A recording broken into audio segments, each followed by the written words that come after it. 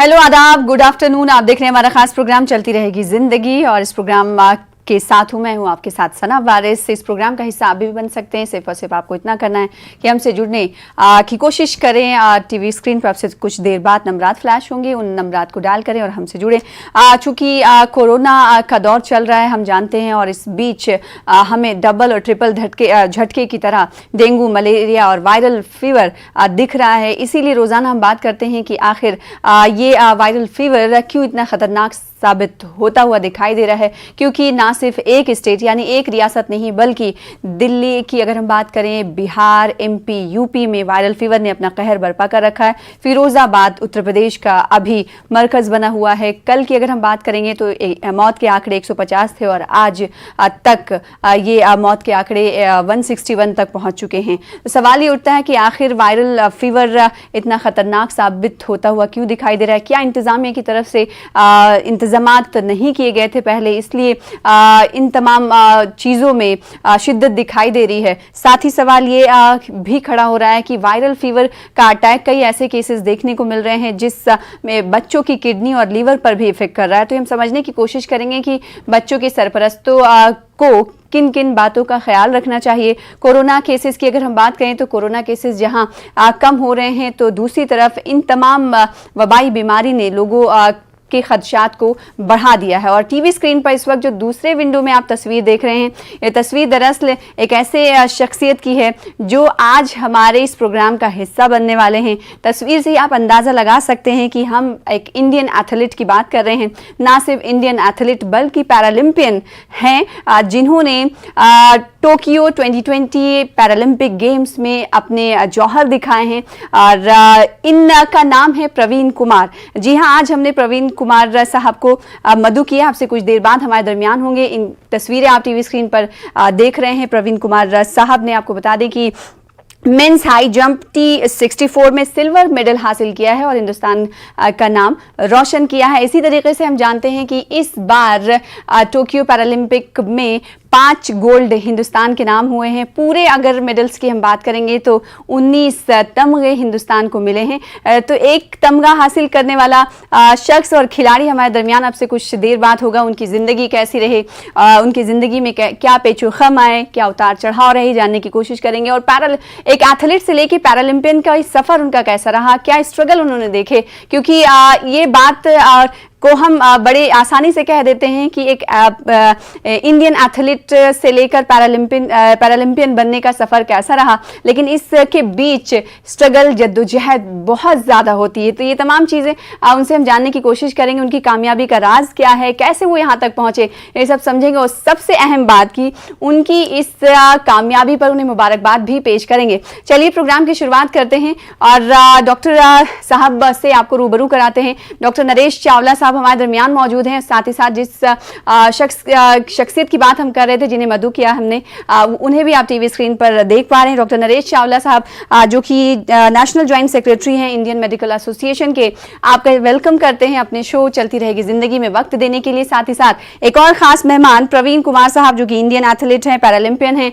आपका बहुत शुक्रिया वक्त देने के लिए प्रवीण जी। सबसे पहले आपको बहुत सारी मुबारकबाद न्यूज़ 18 उर्दू पेश करता है। पहला सवाल मेरा ये है आपसे, अगर आप मेरी आवाज सुन पा रहे होंगे प्रवीण साहब तो बताइएगा। मेरा सवाल ये कि हम बहुत आसानी से हम ये सवाल कर सकते हैं और किया भी गया होगा आपसे कि एक इंडियन एथलीट से लेकर पैरालंपियन का सफर आपका कैसा रहा, कितना स्ट्रगल आपको फेस करना पड़ा, इस दरमियान आपको कभी ऐसा लगा कि नहीं ये नहीं हो सकता, या फिर वो ऐसा कौन सा जज्बा था जो आपको लगा नहीं आपको इंडिया के लिए खेलना है और इंडिया के लिए खेलना ही नहीं बल्कि मेडल भी लाना है?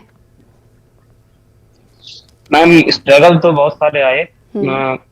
कोविड के मैं अपनी ट्रेनिंग बीच में स्टॉप भी हुई थी कोविड की वजह से, और फिर इंजरीज वगैरह भी आती थी, डाइट शेड्यूल कभी कभार ब्रेक हो जाता था, लेकिन उसे दोबारा से स्टार्ट करना, फिर उसे बनाए रखना, ये सबसे बड़ी बात थी मेरे लिए जी। और इंजरीज से निकल के फिर वो अपने स्पोर्ट्स पे भी ध्यान देना कि अपनी परफॉर्मेंस को कम नहीं होने देना है।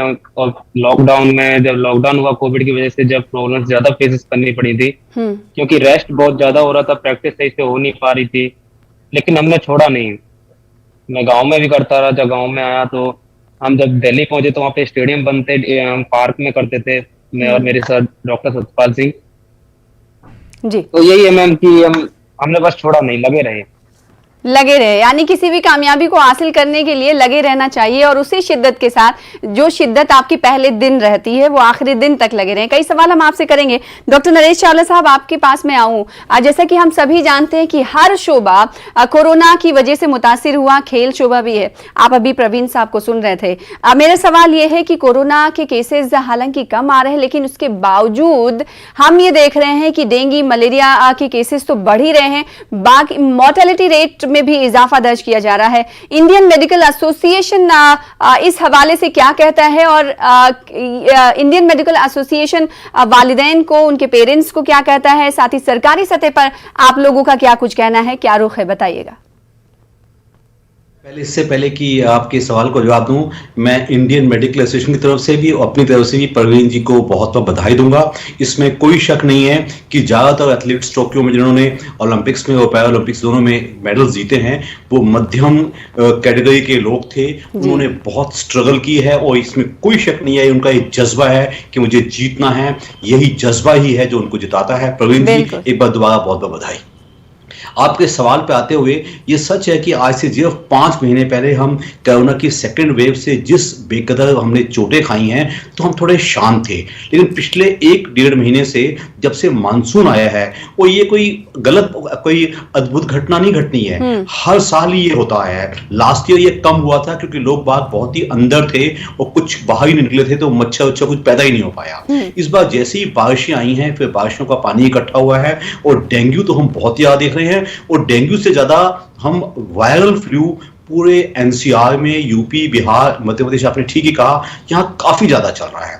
और प्लस बच्चों की मौतें हमें यूपी में तो देखने को मिली हैं। क्या ये तो नया हर बार जब इस तरह का फीवर सामने आता था तो क्या इस बार का नया है? क्योंकि कुछ लोग ये मान रहे हैं डॉक्टर्स कि नया जो वायरल फीवर है वो बच्चों की किडनी और इस पे लिवर पे अटैक कर रहा है।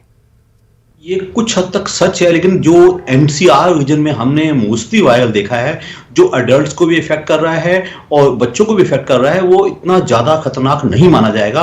वो 4-5 दिन चलता जरूर है, उसमें यूआर यानी कि खांसी जुकाम और खांसी के सिम्टम्स आते हैं, कुछ पेट के सिम्टम्स, लूज मोशंस और वॉमिटिंग्स भी आती हैं। लेकिन जो यूपी में देखो ये अलग अलग वेराइटियां हो सकती हैं, तो यूपी में जो सुनने को मिला है उसमें कुछ सुना गया है कि वो बच्चों के थोड़े से अंगों पर नुकसान कर रहा है, तो उसका मतलब कि अभी शोध चल रहा है, अभी कोई कंफर्म रिपोर्ट्स नहीं आई हैं। तो लोगों को, जो मैं पेरेंट्स को और आम लोगों को आपके चैनल के थ्रू जो मैसेज देना चाहूंगा वही पुराने मैसेज, अपने सफाई का ख्याल रखिएगा और कोरोना एप्रोप्रिएट बिहेवियर तो फॉलो कीजिएगा। कोरोना एप्रोप्रिएट बिहेवियर के 2 फायदे हैं, उससे आप कोरोना से तो बचेंगे, इवन सिंपल वायरल फ्लू से भी अगर आप मास्क पहन के रखते हैं और डिस्टेंस मेंटेन करते हैं तो आप बच सकते हैं। यानी कि एक आप सावधानी बरत रहे हैं और 2 चीजों से बच रहे हैं। जो दूसरा डेंगू है, जो मच्छरों से रिलेटेड बीमारियां हैं जिसमें डेंगू, चिकनगुनिया और मलेरिया वगैरह बुखार आते हैं, उनके लिए मैं इतना ही कहूंगा कि अपने घर के आसपास और अपने घर में हमेशा आंखें खोल के रहिएगा। कूलर में पानी भरा है तो उसको साफ करने का जिम्मेवारी, घर में कोई और चीज पड़ी है जिसमें कोई टायर है पुराना, कोई घड़ा है, कोई और चीज है जहां पानी एकत्रित हो जाता है, वहां भी देखिएगा। वो आपके मोहल्ले के आसपास की सड़क में कोई गड्ढा है, कोई वो है, तो अपने आसपास की म्युनिसिपल तमाम चीजें हैं जिन पर ध्यान देने की जरूरत है। प्रवीण साहब, मैं आपके पास आऊं इस सवाल के साथ। आपने कहा बहुत सारे एफर्ट्स लगाने पड़ते हैं, स्ट्रगल करना पड़ता है। जब आप ओलंपिक के लिए खेल रहे थे उस वक्त आपके जहन में क्या था कि हिंदुस्तान के लिए आपको मेडल लेकर जाना है? और जब मेडल लेकर आए तो पहले से लेकर मेडल से पहले का और मेडल के बाद में क्या कुछ चेंजेस आए आपकी लाइफ में, लोगों के नजरिए में, बिहेवियर में? चेंजेस तो आए हैं। सबसे बड़ा चेंज मुझे ये लगा कि उन्होंने जो मेरे लिए दुआएं की थी और उसका जो सेलिब्रेशन मनाया जा रहा था, कि जैसे मैं घर पे पहुंचा तो वहां पे मतलब इतनी पब्लिक थी कि मैं देख के बहुत खुश हुआ कि मेरे सपोर्ट में इतनी पब्लिक है। और मैं पब्लिक को बहुत अपने दिल से धन्यवाद कहना चाहूंगा कि उन्होंने मुझे इतना सपोर्ट किया और मेरे लिए इतनी सारी दुआएं की, क्योंकि दुआओं की वजह से ही आज मैं मेडल जीत पाया हूँ। आपकी एफर्ट्स भी बहुत थे प्रवीण साहब। क्योंकि आप अगर कोशिशें नहीं करते, कुछ देर पहले आप ही कह रहे थे कि जब दिल्ली पहुंचे तो वहाँ स्टेडियम बंद थे, फिर गांव आकर आपने दोबारा से प्रैक्टिस शुरू की और कोरोना की वजह से आप लोग यानी आप तमाम जो खिलाड़ी हैं सभी मुतासिर रहे, उसके बावजूद मेडल लाना ये बहुत बड़ा कारनामा है। न्यूज़ 18 उर्दू आपके जज्बे को सलाम करता है और आपके एफर्ट्स को सलाम करता है। आप ऐसी ही तरक्की करते रहें, कामयाबियां ऐसी ही चूमे और ऐसे ही हिंदुस्तान का के नाम कई मेडल्स करते रहें। आप ये बताएं, जब आप खेलने के लिए पहुंचे थे तो आपके जहन में क्या था कि हिंदुस्तान के लिए मेडल लाएंगे, कौन सा लेकर आएंगे? सिल्वर मेडल हालांकि आपने जीता है, तो क्या आपको कुछ इस हवाले से कहीं ये तो नहीं लग रहा कि कुछ ज्यादा अच्छा किया जा सकता था? नहीं मैम, मैंने अपना पर्सनल बेस्ट ही किया था। गुड। मैं चाहता था कि मैं और भी अच्छा करूं अपने देश के लिए। मैं चाहता था कि मेडल सेरेमनी में मेरे इंडिया का राष्ट्रगान गाया जाए और वो पूरे स्टेडियम में सुना जाए, जिसको सुनकर जी मुझे बहुत खुशी होती, जो कि मेरा सपना रहा है अभी तक का। अभी तक मतलब पूरा नहीं हो पाया है, लेकिन मैं कोशिश करूंगा 24 में पेरिस में कि मेरा ये सपना पूरा हो, और उसके लिए जितना भी मेहनत लगेगी मैं वो सब करूंगा। जी, एक इंडियन एथलीट, एक पैरालंपियन की का शेड्यूल क्या रहता है? अभी आप क्या करते हैं पूरा दिन? ताकि बहुत सारे ऐसे व्यूवर्स हैं जो आपको देख रहे होंगे। आप लोगों ने ऐसा कारनामा किया कि सभी अब जानने लगे हैं, लेकिन अब वो ये भी जानना चाहते हैं कि आपकी जिंदगी से जुड़े हुए तमाम कामकाज कैसे हैं, रोजमर्रा की जिंदगी आपकी कैसी है, आप क्या करते हैं, कब उठते हैं और किस तरह से अपना ध्यान रखते हैं, किस तरह से एफर्ट्स लगाते हैं, इन तमाम चीजों के बारे में कुछ बताएं। मैम, हम डेली में बस प्रैक्टिस पे ही अपना फोकस बनाए रखते हैं। कितने घंटे हमको प्रैक्टिस नींद करते नहीं आती आते मैम। हम अगर आवर्स के हिसाब से देंगे तो दिन में पूरा 6 घंटे हो जाता है, 3 घंटा सुबह, 3 घंटा शाम को। और मैम, हम ज्यादातर दिन में बस यही सोचते हैं कि अपनी टेक्निक को कैसे इम्प्रूव करें। ताने भी मिलते हैं बहुत सारे, मतलब जब कुछ लॉन्ग टाइम हो जाता है और कुछ कर नहीं पाते हैं तो उसमें लोग ताने मारने लगते हैं। तो क्या आपके साथ ऐसा हुआ कि लोग तंज करने लगे हों, ताने देने लगे हों आपको? आपने कब से खेलना शुरू किया? मैम, मैंने स्टार्ट तो जब मैं 9th में था, जब मैंने हाई जंप स्टार्ट कर दिया था। अच्छा। तो लेकिन सही तरह से जब पैरा में आया तो मैं 2018 में आया था, 18 के अक्टूबर मंथ में। तो उस टाइम पे वो थोड़ा मेरे को नॉलेज भी नहीं थी, पैरा क्या होता है, कैसे किया जाता है, प्रैक्टिस क्या होती है, टेक्निक क्या होती है। जब डॉक्टर सत्यपाल सिंह जो मेरे कोच हैं, उन्होंने जब मुझे बताया कि इसमें ये होता है, इसमें ये करना होता है, टेक्निक में ये सारी चीजें होती हैं, उनके पार्ट्स होते हैं टेक्निक के, फिर उनको साथ में लेके चलना होता है। मतलब बहुत सारी चीजों को मैंने सीखा वहां पे जाके, जाना कि होता क्या है। मेरा माइंड पूरा, मेरी बॉडी, सब कुछ, मतलब पैरालंपिक में जाने की शुरुआत कब से हुई? क्या सोचा आपने? किसी ने आपको बताया? आपने कहा कि पहले आप जानते नहीं थे। जी। मैं पहले नॉर्मल्स के साथ ही compete करता था अपने स्कूल से जी। तो उसमें मैंने नेशनल में गोल्ड जीता हुआ है नॉर्मल के साथ ही। और जब मैं मतलब देखने लगा कि मुझे टीचर्स ने बताया कि पैरा एथलेटिक्स भी होता है, जिसमें डिसेबल बच्चे पार्टिसिपेट करते हैं और इसमें बहुत सारे मतलब इंटरनेशनल इवेंट भी खेले जाते हैं जी। तो फिर मैंने उसको गूगल पे देखा, फिर मैं जानने लगा कि ये होता है, लेकिन मुझे पता नहीं था, डायरेक्शन नहीं पता थी कि जाना कैसे होता है जी। तो फिर जब मैं एक कंपटीशन खेलने गया था 2018 में ही, डिस्ट्रिक्ट लेवल का था, वो नोएडा हुआ था जी। तो वहां पर मुझे एक साल मिले थे अशोक सैनी सर, उन्होंने मुझे मेरी बातचीत कराई डॉक्टर सत्यपाल सिंह से जी। जो कि मेरे कोच हैं। उन्होंने मुझे 2 दिन बाद ही बुला लिया था। फिर उन्होंने मुझे क्लासिफाई किया कि कैटेगरी क्या बनेगी, फिर मेरे टैलेंट को देखा कि टैलेंट कैसा है, उसमें क्या क्या टैलेंट है, कि क्या क्या आगे कर सकता है जी। फिर उसको डायरेक्शन देने के लिए उन्होंने मुझे बुला लिया और मुझे पूरा सपोर्ट किया जी। तो 2018 से ये माना जाए, 2018 से ये माना जाए कि प्रॉपर गाइडेंस के तहत आप सीख रहे हैं। जी 2018 से आपकी शुरुआत हुई, तो हर जगह गाइडेंस की जरूरत होती है। डॉक्टर साहिबान जो हैं पेशेंट्स को गाइडेंस देते हैं।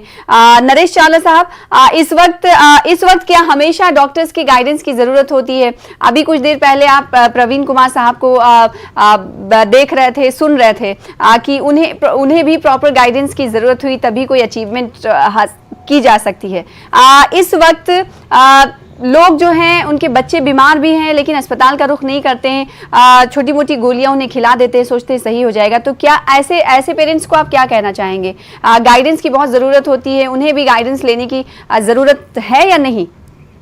बिल्कुल जरूरत है। मैं इतना ही कहूंगा, चाहे बड़ा हो और बच्चों का तो वो भी खास, आप ज्यादा से ज्यादा एक दिन वेट किया करो। अगर किसी बच्चे को हाई ग्रेड फीवर डेवलप हो रहा है, कफ एंड कोल्ड है, कोई सांस वाली खांसी है या कोई मोशंस लगी हुई हैं, तो आप अपने घर में जो छुटपुट ट्राई करनी है, आप उसको ओआरएस का पानी पिला सकते हो, नींबू नमक चीनी का पानी पिला सकते हो, पैरास्टामोल दे सकते हो। लेकिन एक दिन में अगर बच्चा ठीक होता नहीं आया तो आप सीधा चिकित्सक के पास जाइएगा।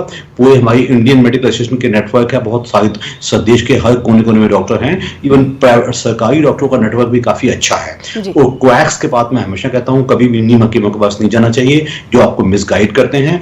आप अगर एक दिन वेट कीजिए, अगर बच्चा ठीक नहीं आता है, इवन कोई अडल्ट भी अगर ठीक होता नजर नहीं आता है, तो आप एकदम चिकित्सक के पास जाइएगा, उसकी गाइडेंस दीजिएगा।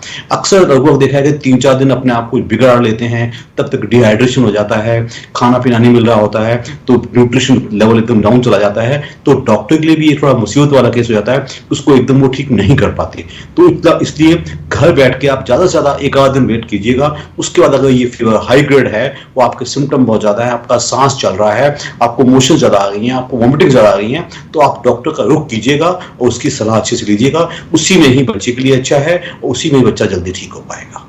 बिल्कुल। तो ये तमाम मशवरे जो हैं वालिदैन के लिए हैं जो हमें देख रहे होंगे। प्रवीण साहब इस वक्त हमारे साथ जुड़े हुए हैं जो कि पैरालंपियन हैं। इस बार उन्होंने सिल्वर मेडल अपने नाम किया है हाई जंप T64 में। प्रवीण साहब, आप कुछ देर पहले ये कह रहे थे कि बहुत साल जब गुजर जाते हैं तो एक खिलाड़ी को तंज और ताने मिलने लगते हैं। क्या आपके साथ भी ऐसा हुआ? मैं इसलिए इस सवाल को पूछ रही हूँ ताकि बहुत सारे ऐसे लोग हैं जो इस फील्ड में हैं या इस फील्ड में आना चाहते हैं लेकिन वो जुर्रत नहीं कर पाते, और बहुत सारे ऐसे लोग होंगे जो एथलीट होंगे जो इन तमाम चीज़ों से झेल रहे होंगे, उनके ऊपर सर पर पड़ रही होगी। तो क्या वो ऐसी चीज़ है जिसे उन्हें पकड़ के रखना है और इन तमाम चीज़ों को ध्यान नहीं देना है? मैम, जो ये ताने मिलते हैं और कुछ सिचुएशन ऐसी बन जाती है कि पीछे हटने पे मजबूर करती है कि हम आगे नहीं बढ़ सकते हैं। ये मैम जो आप सोचते हैं कि जो एम करते हैं कि हमको ये बनना है जी, को मैम, तो मैम उसके लिए काबिल बनना होता है जी, और यही सब जो चीजें होती हैं यही काबिल बनाती हैं। नहीं तो कभी आपको ऐसा लगा कि आपने कहा ताने मिलते हैं, तो क्या आपके साथ भी कभी ऐसा इंसिडेंट कोई पेश आया? मैम, मैं ज्यादातर इन सब पे ध्यान नहीं देता था, लेकिन मुझे पता चलता रहता था कि कौन क्या है कैसे है, लेकिन मैं इन सब चीजों पे ध्यान नहीं देता क्योंकि इन सब चीजों पे ध्यान देने की जरूरत भी नहीं है। उन लोगों को जो नए लोग हैं, जो खिलाड़ी हैं, न्यू कमर्स हैं, उन्हें भी ध्यान देने की जरूरत नहीं। जी, बस वो अपने एम से ना भटके और जो कर रहे हैं वो करते रहें। लेकिन एहसास कमतरी हो जाती है ना। एक इंसान ही है, इंसान में फ्लक्चुएशन आता है। किसी की बात सुनकर कभी होता है कि बहुत अचीव करने का मन करता है, कभी किसी की बात सुनकर एकदम डीमोरलाइज इंसान हो जाता है। तो ऐसे वक्त में क्या करना चाहिए, खासकर खिलाड़ियों को?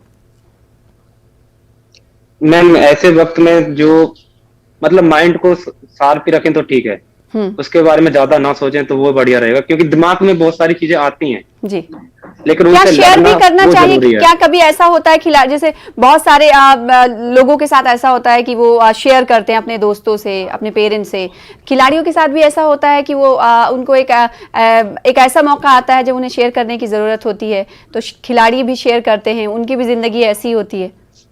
जी मैम, शेयर करने की जरूरत होती है, क्योंकि मैम कोई आपके जीवन में कोई ऐसा इंसान होगा जिससे आप सारी चीजें शेयर करती होंगी। बिल्कुल, क्योंकि वो आपको उन चीजों के लिए मोटिवेट करता होगा कि उन पर ध्यान मत दो, आप सीधा बस चलते रहो, क्योंकि वो पॉजिटिव ही बताएगा। और ये पॉजिटिव चीजें होनी बहुत जरूरी है किसी भी सक्सेस को पाने के लिए। अगर नेगेटिव सोच रखोगे तो वो सक्सेस नहीं मिल पाएगी। सही कह रहे हैं आप कि पॉजिटिव सोच के साथ आगे बढ़ने की जरूरत है। डॉक्टर नरेश चावला साहब, मैं आपके पास आऊंगी, चूंकि कोरोना के केसेस जो हैं लगातार कम आ रहे हैं, अच्छी बात है, और दूसरी तरफ वबाई अमराज जो है, वबाई बीमारियां जो हैं वो लोगों में परेशानी में मुब्तला कर रही हैं। इस बीच अगर वैक्सीनेशन की तरफ ध्यान दें तो 75 करोड़ से ज़्यादा लोगों को वैक्सीन लग चुकी है। दिसंबर तक क्या ये माना जाए कि इसी रफ्तार से अगर वैक्सीन चलेगी तो क्या 100 करोड़ का टारगेट पूरा हो सकता है?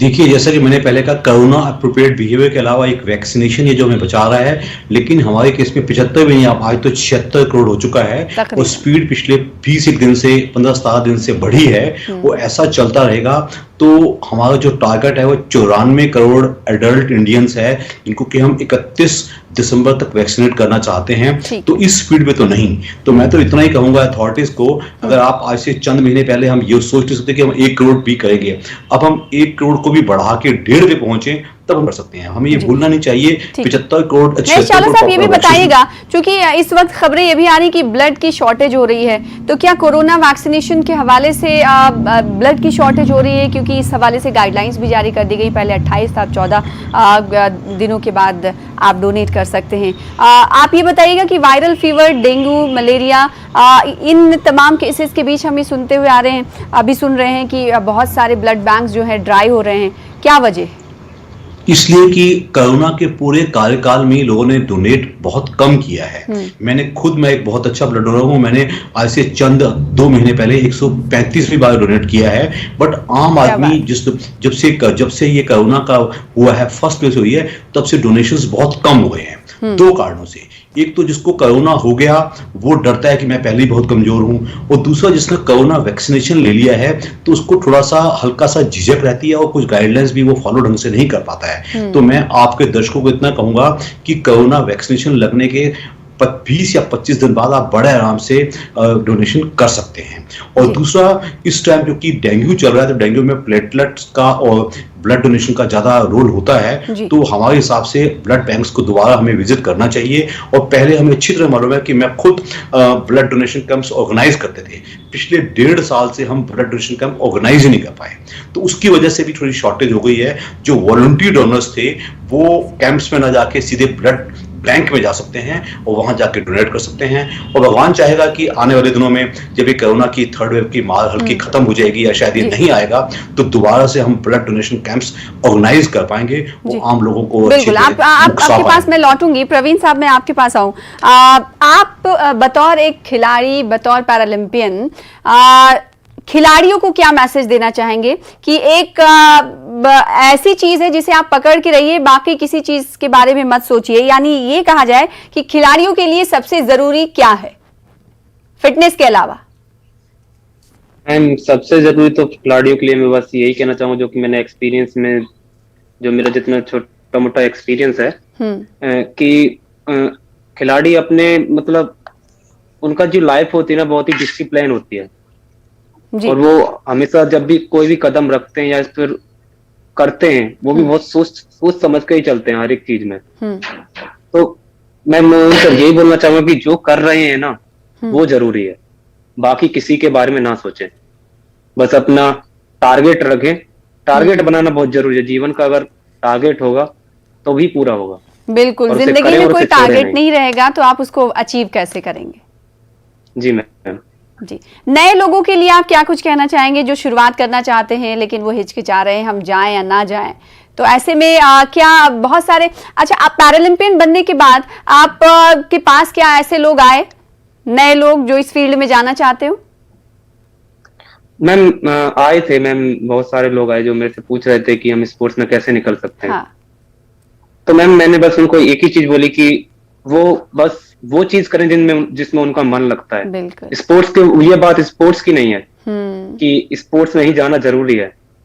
कुछ का, जैसे अभी तो मेरे मेडल लेके आया हूँ तो आपका मन कर रहा है कि मैं स्पोर्ट्स में जाऊं, लेकिन आप उस चीज में जाइए जिसमें आपकी रुचि है, चाहे वो बिजनेस हो, पढ़ाई हो, या आप कोई टारगेट बनाना चाहते हैं, मैं IAS बनना चाहता हूँ, या जो आप जिसमें आपका मन लगता है वो चीज करिए। आप इस बारे में ना सोचें कि उसने ये किया है, उसने वो किया है। उसका मन था, उसकी रुचि थी, तभी उसने वो किया है। अगर आपकी रुचि नहीं रहेगी तो उसको करने से कोई फायदा नहीं है। बस जिसमें रुचि है वो करिए। बिल्कुल, इसीलिए अगर आपका इंटरेस्ट रहेगा और वो इंटरेस्ट आखिर तक ही कायम रहता है, तमाम स्ट्रगल को आप फेस करते हैं, क्योंकि अगर आप इंटरेस्टेड नहीं होंगे उस चीज़ में तो आप के कहीं ना कहीं जोश और जज्बे में फ़र्क आने लगता है और डीमोटिवेशन का दौर भी उस वक्त शुरू हो सकता है। इसलिए जो फील्ड और जो भी आप करना चाहते हैं तो इंटरेस्ट के साथ करें, ताकि आप अपने मनाजिल को तय करने में जितनी भी दुश्वारियाँ आएँ उन दुश्वारियों को नज़रअंदाज करें और आगे बढ़ते रहें। बहुत शुक्रिया प्रवीण साहब हमारे साथ जुड़ने के लिए, आप ऐसी ही कामयाबी के मनाजिल तय करते रहें, हमारी यही दुआ है। नरेश चावला साहब, आपका भी बहुत शुक्रिया हमारे साथ जुड़ने के लिए और मशवरों से नवाजने के लिए। नाज़रीन को फिलहाल इसी के साथ मुझे दीजिए इजाज़त, चलती रहेगी ज़िंदगी। आदाब।